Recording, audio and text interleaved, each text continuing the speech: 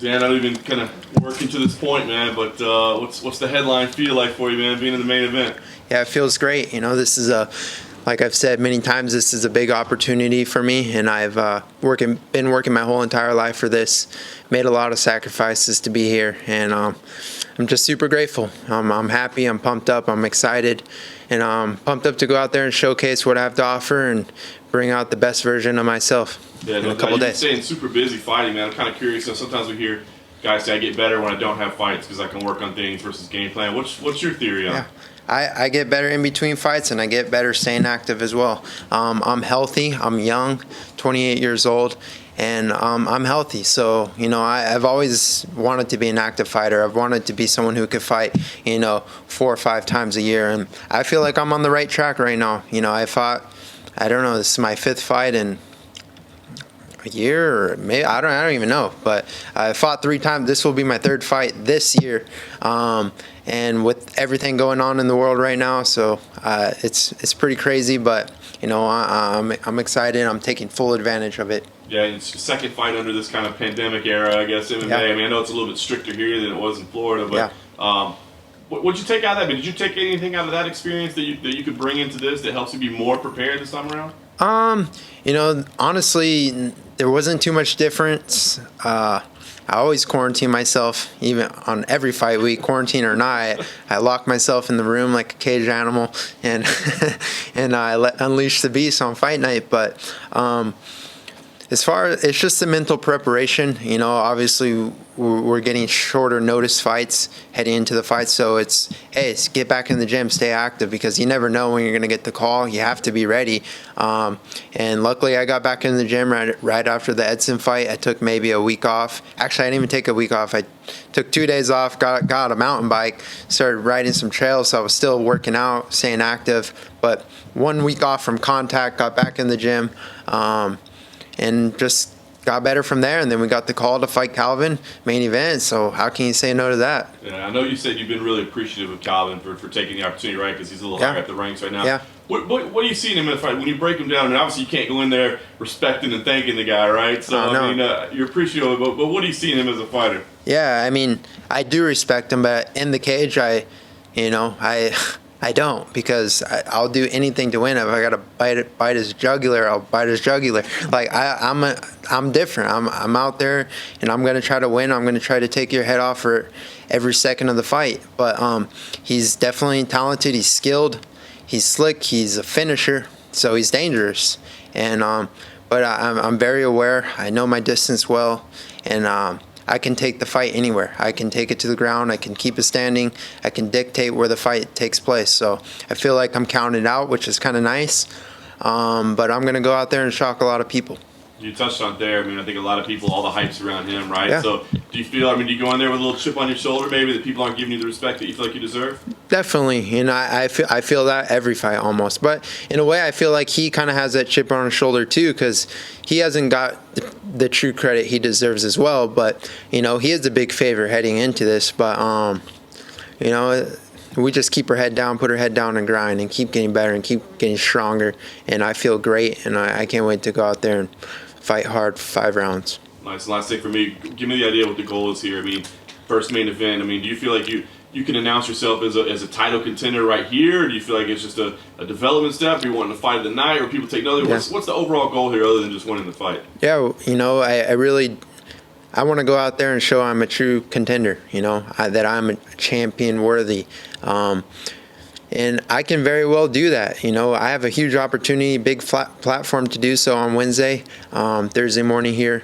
But with the way the division's tied up right now, and these guys in the top 5, they're not active. These guys, a lot of them haven't fought in 1 year, 2 years, and they're still up there in the top ranking in the world. And a big win over Calvin Kattar, make a big statement win, could easily, very well get me a title shot. Maybe the people won't say I deserve it, but I will fight anyone, anywhere, anytime to get what I want, and that's the world title. And I know Volkanovski wants to fight the #1 contenders. I've heard all of his interviews. I study every guy in the division, and so I know he has his eyes on me, and he'll have his eyes on this fight. But we'll see what happens. Did you think Volkanovski won? No, I thought Max won the fight. I thought he won 1, 2, and 3. Do you think it was a robbery like a lot of people saying, or do you think it's just one of those close fights that could have gone away? It's hard, it's really hard to say, and I was biased. I'm rooting for the Hawaiian, but it's that's how it goes sometimes, man. Everyone said I lost my last fight, but that's just how it goes, and you can't sit there and cry about it. I know Max isn't crying. He's a great champion, and like he would say, it is what it is, and he has a lot more in him. He's 28 years old as well, and I'm sure he'll have a title around his waist again one day soon as well. You mentioned the opportunity that you have here on Wednesday. Do you think to yourself, well, just a win over Calvin's big enough, or do you think to yourself, if I can put him away early, make a real statement, does that play on your mind at all? A little bit. I mean, because is Zabit and Yair, I think they're lined up as well, but I feel like it will come down to who has a better win or this and that, but I'm really not focused on that. I want to show that I can go out there and I can compete, and I want to show that I am a champion, and I don't have a title, but I want to show that I can push hard for 5 rounds and show that I am champion worthy against a very worthy opponent in Calvin Kattar. So I'm looking to go out there and make a statement and prove a lot of people wrong and prove to myself that I'm one of the best in the world. Dana White's made no secret that he prefers fighters who want to stay busy, right? And I think it pays off if you're like Gilbert Burns, you stay busy and get a title shot. Yeah. Is your mentality to just fight as often as they ask you, or do you think at some level you're going to have to get to the top guys and start thinking, right, I need to be careful about which matchups I take here? Well, if you believe you can be a champion, you should be able to. If you are a champion, you should be able to beat anyone in the division, and I have my eye on every guy in this division, and there's not a guy out there who I don't believe I can beat.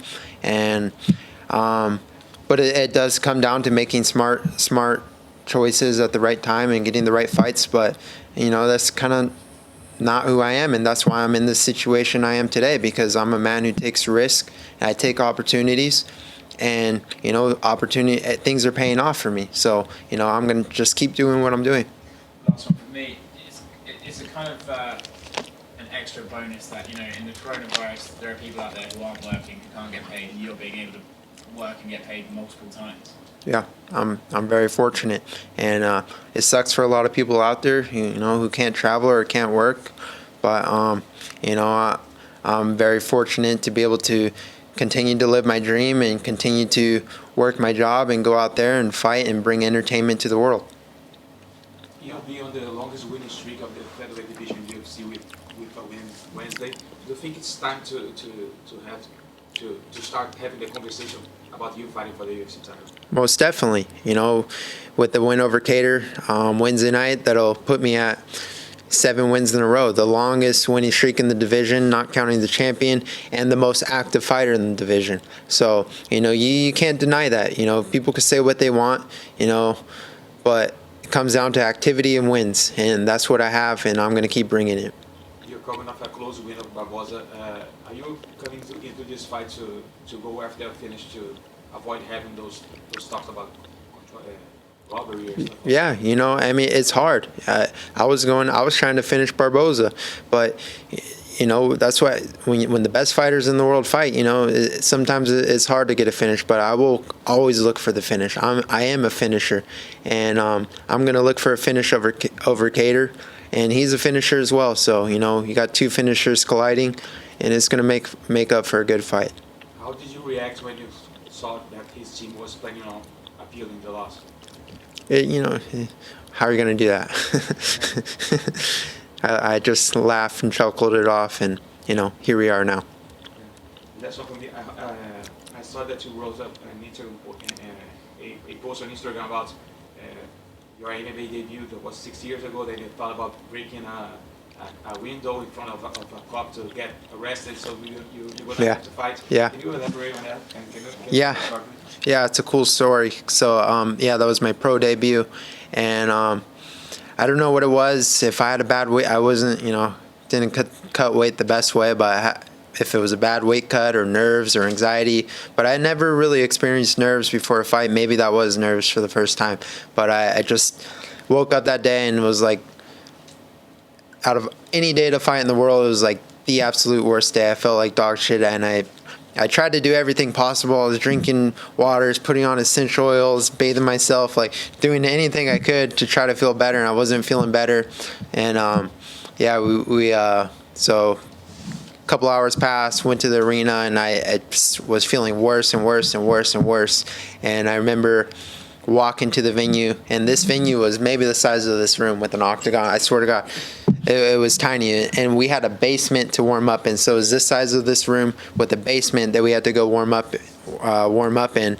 And I just was thinking negative, and this, it's not like me because I'm so mentally strong, but like that was, I don't know if I just had a weak moment, but yeah, I was thinking of any way to get out of the fight all the way up to maybe 15 minutes before I walked out. And I ended up flipping the switch and saying, F it, I got to go out there and fight. And I felt like shit in the fight. I was super lethargic and stuck in the mud, but I still managed to win, and I got the finish in the third round. So that's given me a lot of confidence going into any other fight, because I don't think I could have felt worse in any other fight. So even some of these past fights in the UFC where I said maybe I didn't wake up and feel that good, I think back to that day, like I feel better than that day, so I can win.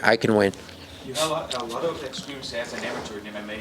Why did you feel so nervous before this particular fight?